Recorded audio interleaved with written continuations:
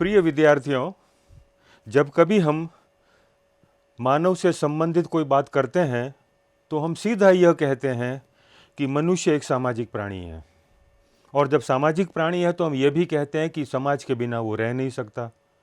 लेकिन जब मानव शिशु के रूप में जन्म लेता है, उस समय वह न तो सामाजिक है, न असामाजिक है और न समाज विरोधी है। उस समय वह एक प्राणी शास्त्रीय जीव मात्र होता है।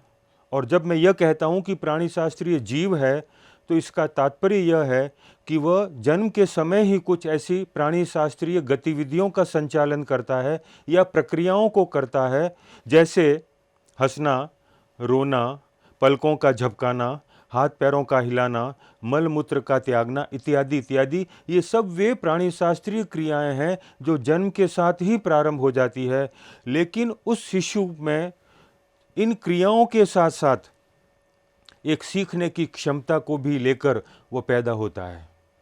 उस सीखने की क्षमता को वह धीरे धीरे समाज में प्रस्फुटित करता है और प्रस्फुटित करने के दौरान वह समाज के तौर तरीके, समाज में रहन सहन का तरीका, वेशभूषा पहनने का तरीका, मूल्य, प्रतिमान, प्रथाएं, परंपराएं, रूढ़ियाँ, मूल्य इत्यादि इत्यादि को वो सीखता जाता है। और सीखने के साथ साथ वह उसे हृदय में बिठाना प्रारंभ करता है, जिसको हम आंतरीकरण या इंटरनलाइजेशन कहते हैं। वह शिशु उन सारी चीज़ों को जो समाज के अनुरूप है उसे सीखकर धीरे धीरे उसके जैसा व्यवहार करने लगता है। तब हम यह कहते हैं कि यह शिशु सामाजिक प्राणी है। तो वह जो प्राणी शास्त्रीय जीव है, उसको सामाजिक जीव बनाने वाली जो प्रक्रिया है उसे हम समाजीकरण कहते हैं। कई बार मनोविज्ञान में इसे सीखना कहते हैं, लेकिन सीखना जो अंग्रेजी में लर्निंग का हिंदी रूपांतरण है, वह सीखना कुछ भी हो सकता है। वह सीखना अच्छा भी हो सकता है, वह सीखना बुरा भी हो सकता है, समाज के अनुकूल भी हो सकता है, समाज के प्रतिकूल भी हो सकता है। लेकिन यहाँ पर जब हम समाजीकरण की बात करते हैं तो ये सीखना तो है, that is a process of learning. लेकिन हम यह कहते हैं वह सीखना जो समाज द्वारा स्वीकृत है, समाज के द्वारा अपेक्षित है, उन सारी चीज़ों को सीखने की प्रक्रिया को हम समाजीकरण कहते हैं। तो समाजीकरण की इस प्रक्रिया के पहले भाग में हमने समाजीकरण की विभिन्न अवस्थाओं की बात की थी कि किन किन अवस्थाओं में वह शिशु किस तरह की बातें सीखता है। आज हम यहाँ पर इस दूसरे भाग में यह कहेंगे या करेंगे कि समाजीकरण की वे कौन सी एजेंसियाँ हैं जो शिशु को प्राणी शास्त्रीय जीव से सामाजिक जीव बनाती है या प्राणी शास्त्रीय मानव से सामाजिक मानव बनाती है। उन्हीं एजेंसियों की आज हम चर्चा करेंगे जो समाज कार्य का एक महत्वपूर्ण विषय है। क्योंकि जब समाज कार्य में कार्यकर्ता समाज में जाता है तो वह क्या सीख कर जा रहा है उसी के अनुरूप आचरण करेगा। इसलिए परिवार से और परिवार के बाहर शिक्षण संस्था, मित्र समूह, आर्थिक संस्था, राजनीतिक संस्था, धार्मिक संस्था, इन सभी संस्थाओं से जब उसका संपर्क होता है तो अनेक चीज़ों को सीखता जाता है। उन्हीं एजेंसियों की, उन्हीं अभिकरणों की आज हम चर्चा करेंगे। तो आज का जो हमारा विषय है सामाजिकरण में अभिकरण। तो अभिकरण में हम प्राथमिक संस्थाएं और द्वितीयक संस्थाएं, इन दोनों की चर्चा करेंगे। प्राथमिक संस्थाओं में परिवार, मित्र समूह या क्रीड़ा समूह, नातेदारी समूह, विवाह, और द्वितीयक संस्था में शिक्षण संस्था, राजनीतिक संस्था, धार्मिक संस्था, सांस्कृतिक संस्था, व्यवसायी समूह इत्यादि इत्यादि, इन सब की चर्चा आज हम करेंगे। तो समाजीकरण समाज का आधार है और यह निरंतर चलने वाली प्रक्रिया भी है। जब शिशु जन्म लेता है तो वह एक प्राणी शास्त्रीय जीव होता है जो कुछ प्राणी शास्त्रीय क्रियाओं का संपादन करता है, परंतु उसी प्राणी शास्त्रीय जीव में जन्म से सीखने की क्षमता होती है और वह सीखने की क्षमता को समाज में रहकर धीरे धीरे प्रस्फुटित करता है और समाज के तौर तरीके, नियम, मूल्य, प्रथाएं, परंपराएं इत्यादि सीखता जाता है और समय आने पर उसके जैसा व्यवहार करता जाता है। प्राणी शास्त्रीय जीव को सामाजिक प्राणी बनाने की इस प्रक्रिया को समाजीकरण कहते हैं। यह प्रक्रिया जन्म से प्रारंभ होती है और मृत्यु पर्यंत चलती रहती है। इस प्रक्रिया में उस शिशु को सिखाने में अनेक संस्थाओं का हाथ होता है, जिन्हें हम अभिकरण कहते हैं। जब हम यह कहते हैं कि समाजीकरण एक सीखने की प्रक्रिया है, तो सीखना कभी समाप्त नहीं होता है। यह जीवन पर्यंत चलने वाली प्रक्रिया है। यानी जन्म से शिशु सीखना प्रारंभ करता है, लेकिन मृत्यु तक वह निरंतर सीखता जाता है, जो समाज के अनुकूल है। इसलिए हम कहते हैं समाजीकरण एक निरंतर चलने वाली प्रक्रिया है। और जब हम कहते हैं अभिकरण के द्वारा वह सीखता है, तो अभिकरण किसे कहते हैं, एजेंसी किसे कहते हैं? एक व्यक्ति के जीवन में बाल्यकाल से लेकर मृत्यु तक समाजीकरण जिस प्रक्रिया के द्वारा होता है, उन्हें हम अभिकरण या साधन कहते हैं। विभिन्न संस्थाओं और साधनों के माध्यम से मनुष्य समाज में रहकर समाज के तौर तरीके सीखता जाता है।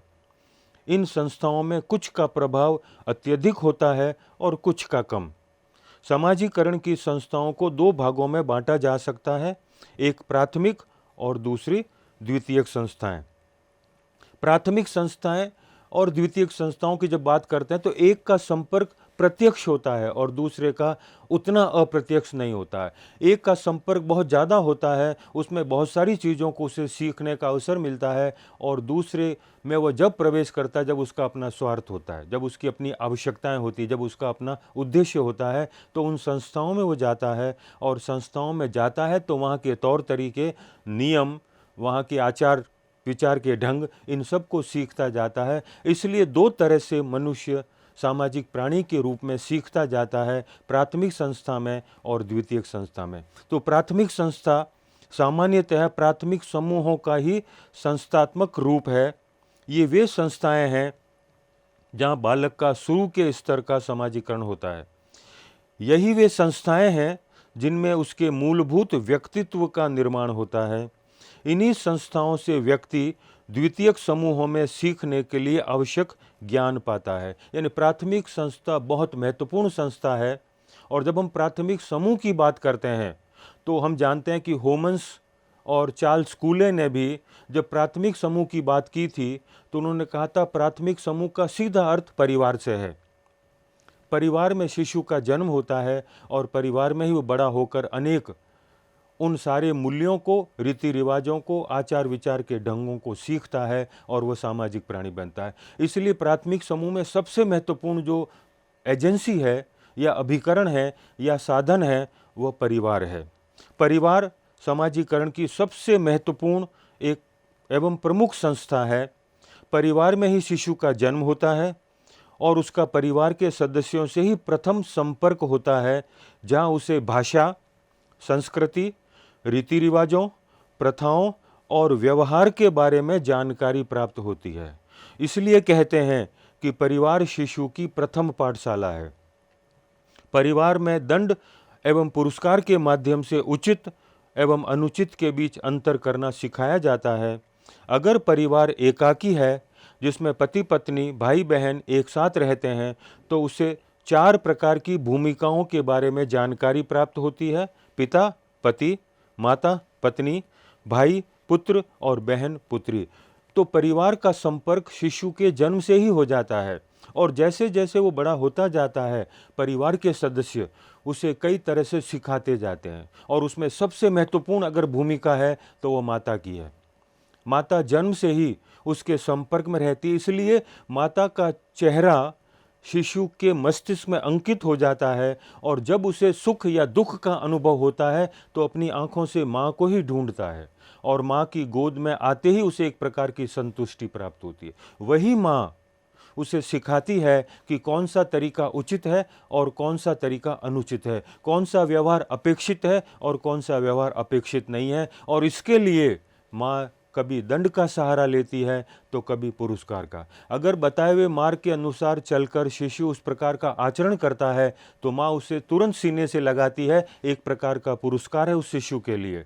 और अगर उसके बताए हुए कार्य को वो नहीं करता है, तो माँ सीधा आंख दिखाती है, डांटती है, और हो सकता है उसे थप्पड़ भी मारे। ये एक प्रकार का दंड है। तो दंड और पुरस्कार के माध्यम से वह शिशु सीखता है और अंतर करना सीखता है कि यह कार्य मुझे करना है और यह कार्य मुझे नहीं करना है, क्योंकि ये उचित है और ये अनुचित है। पार्सन्स कहते हैं कि बालक के व्यक्तित्व के निर्माण के लिए परिवार की भूमिका अपरिहार्य है, इंडिस्पेंसेबल है, उसका कोई विकल्प नहीं है। अगर हम जंगली बालकों के उदाहरण लें तो ये स्पष्ट पता चलता है कि उन बालकों को परिवार का साया नहीं मिला, इसलिए मानव की संतान होते हुए भी उनमें मानव के गुण विकसित नहीं हुए। हम सब जानते हैं फेरिल चाइल्ड, जंगली बच्चे जिनको भेड़िए उठा कर ले गए थे और भेड़ियों की नाद में ही पले। क्योंकि मानव समाज नहीं मिला इसलिए मानवीय गुण उनमें नहीं आए और उनमें उसी प्रकार का व्यवहार आया जैसे भेड़ियों का व्यवहार था। इसी आधार पर यह कह सकते हैं कि परिवार शिशु में मानवीय गुणों का संचार करता है और जो कुछ उससे सीखता है वो उसके जीवन की अमूल्य एवं स्थायी पूंजी बन जाती है। बच्चा परिवार का प्रतिनिधित्व करता है, भाषा का प्रयोग करके लोगों के साथ अनुकूलन करना सीखता है, परिवार उसे पारिवारिक आदर्श एवं मूल्य सिखाता है। इसलिए हम कई बार कहते हैं शिशु परिवार का प्रतिनिधित्व करता है, प्रतिनिधि है। वो जहाँ कहीं जाएगा परिवार को साथ लेकर जाएगा और उसके व्यवहार को देखकर हम यही कहेंगे कि इसका परिवार ऐसा है। अगर अच्छा कार्य कर रहा है हम कहते हैं परिवार ने अच्छा सिखाया है, अगर हम बुरे कार्य को देखते हैं हम कहते हैं परिवार ने उसको यही सिखाया है, क्योंकि वह परिवार का प्रतिनिधि है। पार्सन्स और वेल्स ने अपनी पुस्तक सोशलाइजेशन एंड इंटरेक्शन प्रोसेस में कहा है कि परिवार एवं समाजीकरण एक दूसरे से घनिष्ठ अंतर संबंधित है। एक के बिना दूसरे की कल्पना नहीं की जा सकती, परंतु परिवार कई बार अपनी भूमिका का सही निर्वाह नहीं करे तो उसका प्रभाव विपरीत बच्चे पर पड़ता है। टूटे परिवार, माता पिता में संघर्ष, परिवार के सदस्यों में आपराधिक तत्व के कारण बच्चे में भी ऐसे गुण विकसित होते हैं। माता पिता का स्नेह प्रेम भी यदि बच्चों को प्राप्त नहीं हो तब भी बच्चे अपराधी प्रवृत्ति सीख लेते हैं।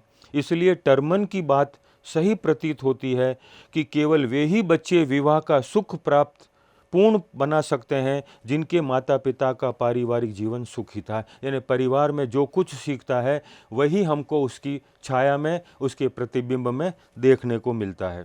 जब हम परिवार की बात करते हैं, परिवार अपरिहार्य है, इंडिस्पेंसेबल है, उसका कोई विकल्प नहीं हो सकता। बहुत सारी बातें उसे परिवार के माध्यम से ही सीखने को मिलती है और वह सीखता जाता है। परिवार के बाहर जब शिशु कदम रखता है तो सबसे पहले संपर्क उसका हम उम्र समूह या मित्र मंडली या क्रीड़ा समूह से होता है, जिसको हम पीयर ग्रुप कहते हैं। एक ही अवस्था, अनुभव और सामाजिक परिस्थिति के व्यक्तियों के समूह को मित्र मंडली कहते हैं। जब बालक परिवार के बाहर कदम रखता है तब उसका संपर्क मित्र मंडली से होता है। कई बार यह कहा जाता है कि परिवार से अधिक प्रभाव मित्र मंडली का होता है। ऐसा प्राय देखा जाता है कि परिवार जिन मूल्यों और आदर्शों को महत्वपूर्ण मानते हैं, मित्र समूह उसके विपरीत मूल्यों और आदर्शों को महत्व देता है। ऐसी द्वंद्वात्मक स्थिति में बच्चे का समाजीकरण दोषपूर्ण हो जाता है। मित्र समूह में एकता और प्रभावपूर्ण आंतरिक नियंत्रण अत्यधिक होता है, जिसमें वह अपने सदस्यों को सामंजस्य करना सिखा देते हैं।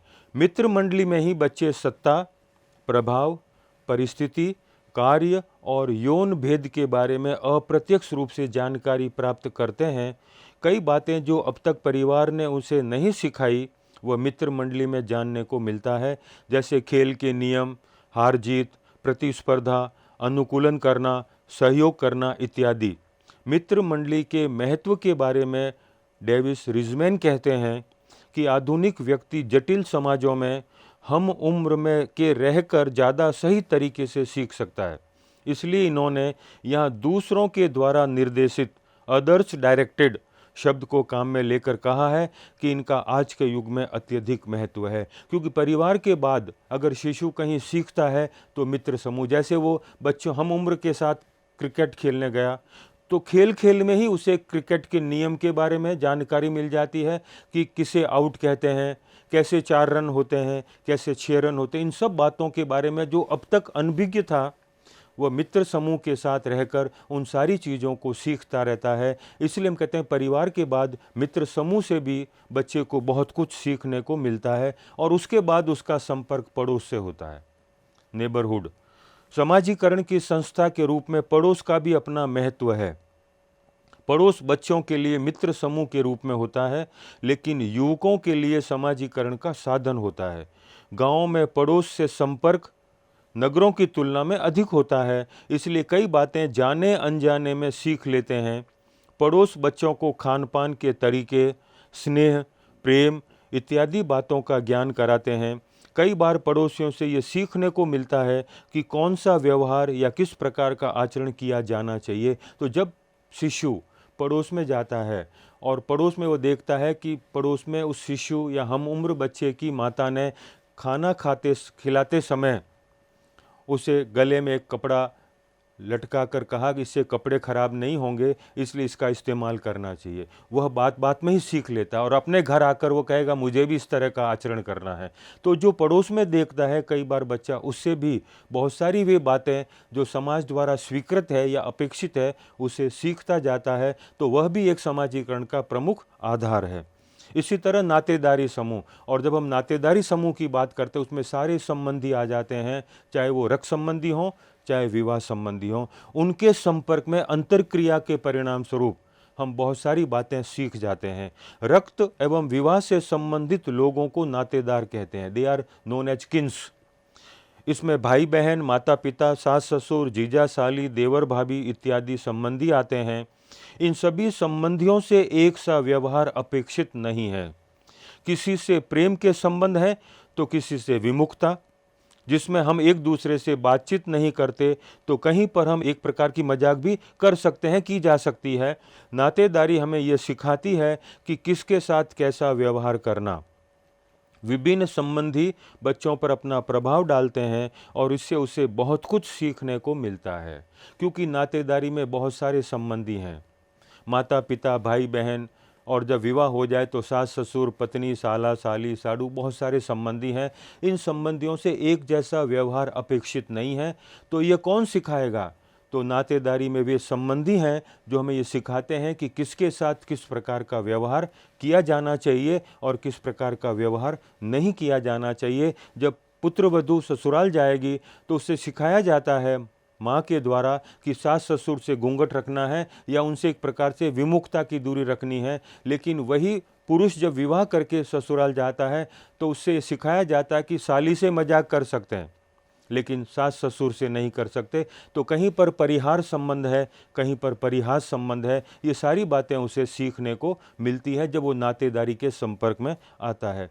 उसके बाद विवाह, जब विवाह होता है शिशु का, जब बड़ा हो जाए, वयस्क हो जाए, विवाह की आयु के बाद विवाह होता है तो अब उसका पद बढ़ जाता है। अब वो पति भी है, अब दामाद भी है, वो जीजा भी है, यानी बहुत सारे पद उसे मिल रहे हैं। और एक स्त्री है या लड़की है तो उसे पुत्रवधू के रूप में, बहू के रूप में, पत्नी के रूप में, भाभी के रूप में भी पद मिलते हैं। तो उन पदों के साथ उसे किस प्रकार की भूमिका निभानी है यही सिखाया जाता है। विवाह का भी व्यक्ति के समाजीकरण में महत्वपूर्ण स्थान है। वैसे तो विवाह भी नातेदारी ही है, लेकिन इसका अन्य संबंधों में विशिष्ट स्थान है। विवाह के पहले लड़के लड़की का जीवन बिल्कुल भिन्न प्रकार का होता है, लेकिन विवाह के बाद लड़का पति एवं लड़की पत्नी की भूमिका निभाती है। पत्नी को पति के साथ तथा पति को पत्नी के साथ एक विशेष प्रकार का व्यवहार करना है और यही बात उससे सिखाई जाती है। इस तरह व्यवहार का पूर्वाभ्यास भारतीय समाज में नहीं होता है, यानी पहले से पता नहीं होता, ये तो उस प्रवेश द्वार के बाद ही हमें सीखने को मिलता है। लेकिन पश्चिमी समाजों में जहाँ पति पत्नी डेटिंग नेकिंग के द्वारा मिलते हैं, उसे हम पति पत्नी के समाजीकरण का पूर्वाभ्यास मान सकते हैं। भारत में लड़के लड़की का परिणय सूत्र में बनते ही सामाजिक एवं मानसिक बदलाव आ जाता है। विवाह के बाद माता पिता बनना, फिर दादा दादी, सास ससुर इत्यादि बनना और नई परिस्थितियों के अनुरूप भूमिकाओं का आंतरीकरण करते जाना है। इस प्रकार आंतरीकरण से सामाजिक स्थितियों में व्यवहार करना सीखते जाते हैं। तो जब हम कहते हैं परिवार, विवाह, मित्र समूह, पड़ोस, इन सब का अपना महत्व है, वहीं दूसरी ओर द्वितीयक संस्थाएं भी हैं जो व्यक्ति के समाजीकरण में बहुत महत्वपूर्ण भूमिका निभाती हैं। द्वितीयक संस्थाएं प्राथमिक संस्थाओं की तरह ही समाजीकरण में महत्वपूर्ण भूमिका निभाती है। द्वितीयक समूह किसी न किसी खास उद्देश्य के लिए बनता है। यही खास उद्देश्य व्यक्ति को खास प्रकार की शिक्षा देता है। द्वितीयक संस्थाओं में निम्नलिखित प्रमुख हैं। पहला, शिक्षण संस्था, एजुकेशनल इंस्टीट्यूशन। तो यह इसलिए खास है क्योंकि व्यक्ति जब शिक्षा के उद्देश्य को पूर्ण करने के लिए शिक्षण संस्था में प्रवेश लेता है तो कई बातें उसे सीखने को मिलती हैं। कक्षा में विद्यार्थियों के साथ अंतर्क्रिया करते समय, अध्यापक के साथ अंतर्क्रिया करते समय, अन्य कक्षाओं के विद्यार्थियों के साथ अंतर्क्रिया करते समय उन्हें नई नई बातों की जानकारी मिलती जाती है जो उसके समाजीकरण का आधार है। शिक्षण संस्थाओं में स्कूल, महाविद्यालय तथा विश्वविद्यालय इत्यादि को सम्मिलित करते हैं। उन संस्थाओं में मित्र समूह बनते हैं। मित्र समूह से उसे नई नई बातें सीखने को मिलती हैं।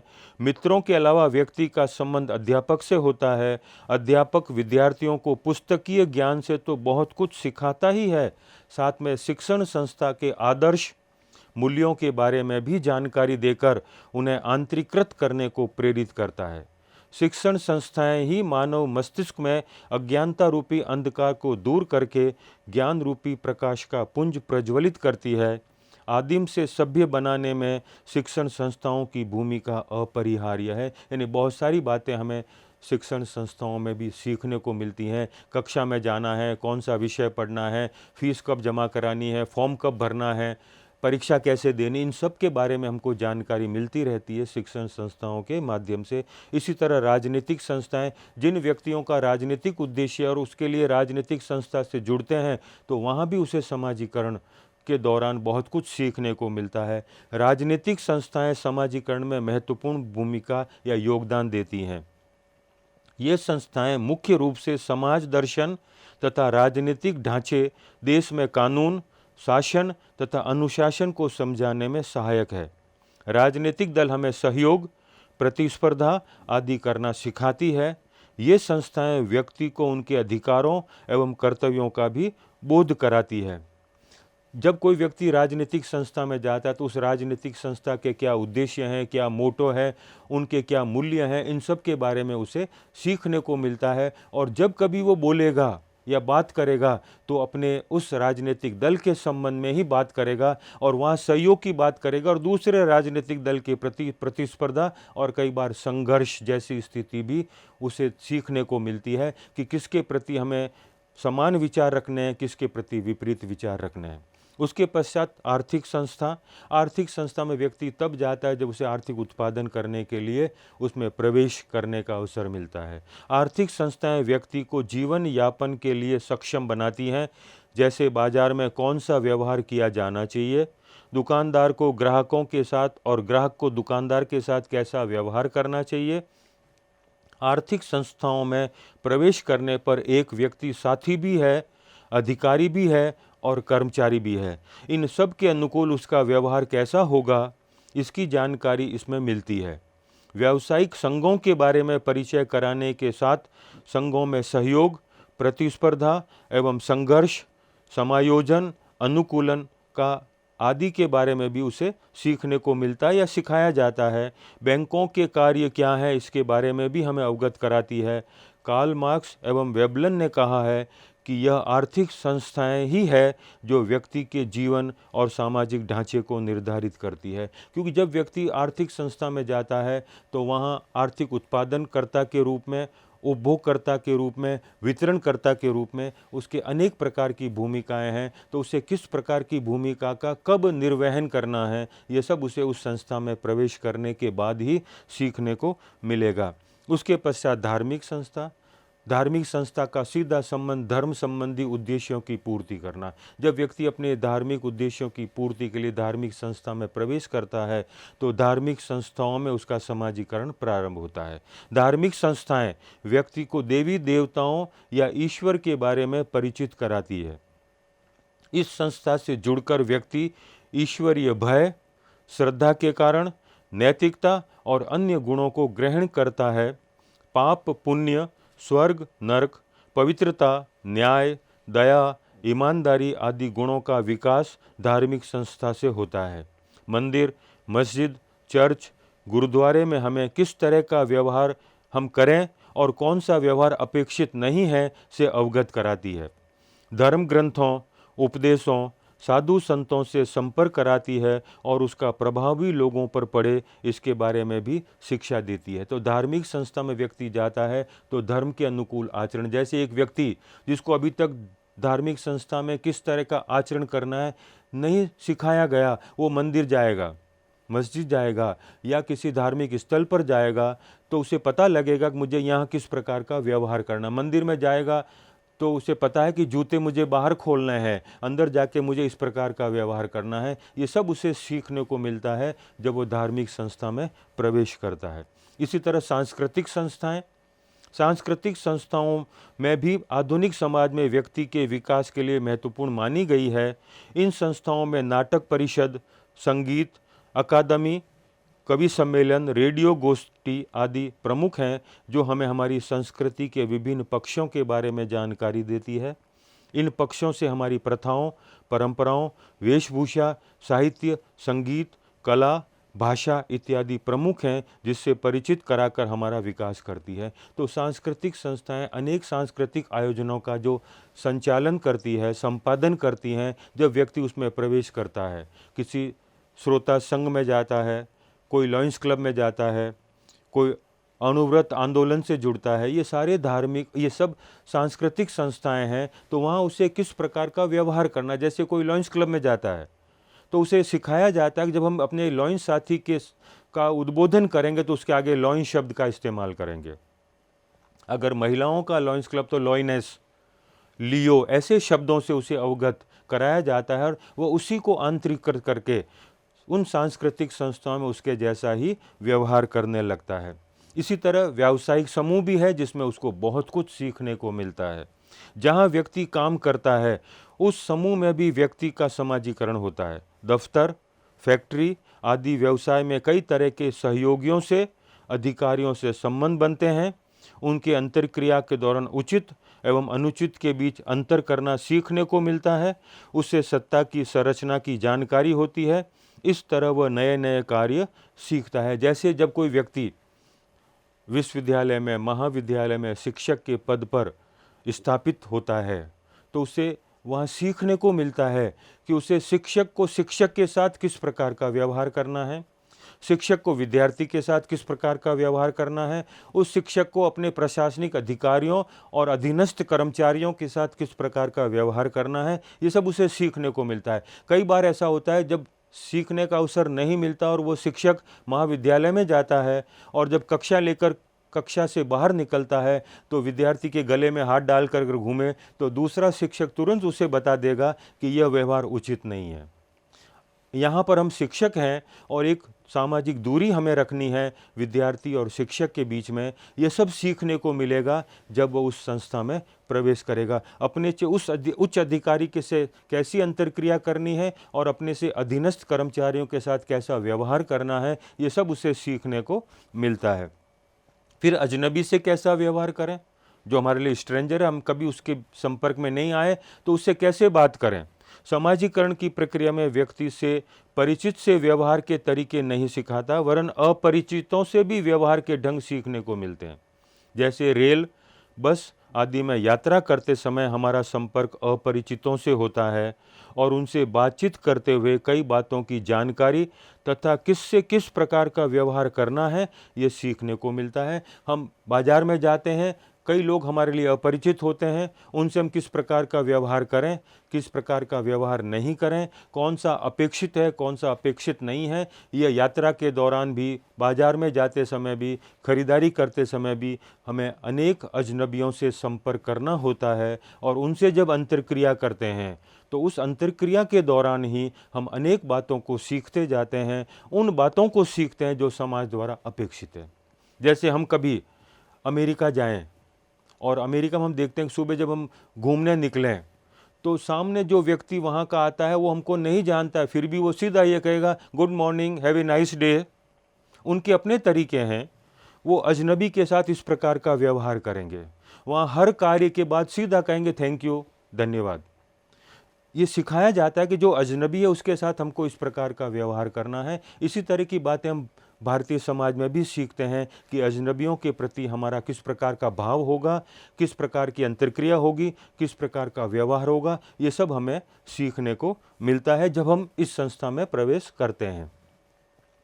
इसी तरह जब हम बात करते हैं समाजीकरण की, तो हम कहते हैं प्राथमिक और द्वितीयक दोनों संस्थाएं बहुत महत्वपूर्ण भूमिका का निर्वहन करती है समाजीकरण में, सिखाने में।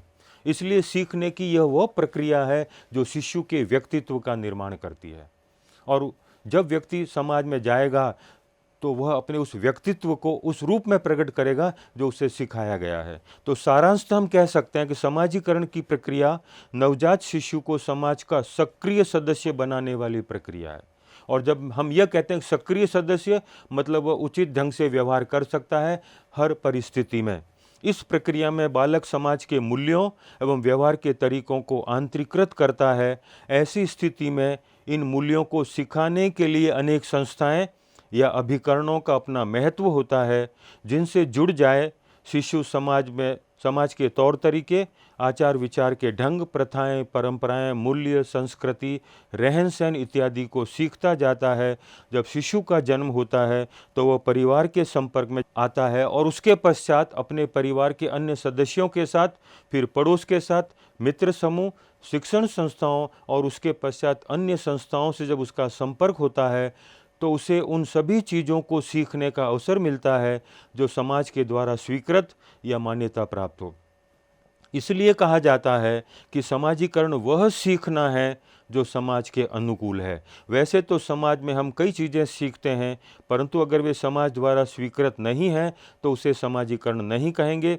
इसलिए समाजीकरण वही है जो समाज के अनुकूल है और जिसे समाज द्वारा स्वीकृत किया जाता है। तो समाज में जब शिशु जन्म लेता है और मृत्यु तक वह समाज के संपर्क में रहता है तो अनेक ऐसे अभिकरण हैं, अनेक ऐसे साधन हैं जो उसे किसी न किसी रूप में प्रत्यक्ष या अप्रत्यक्ष रूप से सिखाते हैं। और सिखाने के साथ साथ वह शिशु उसको आंतरिकृत करके प्राणी शास्त्रीय जीव से सामाजिक जीव बनता है। इस महत्वपूर्ण प्रक्रिया को हम समाजीकरण कहते हैं।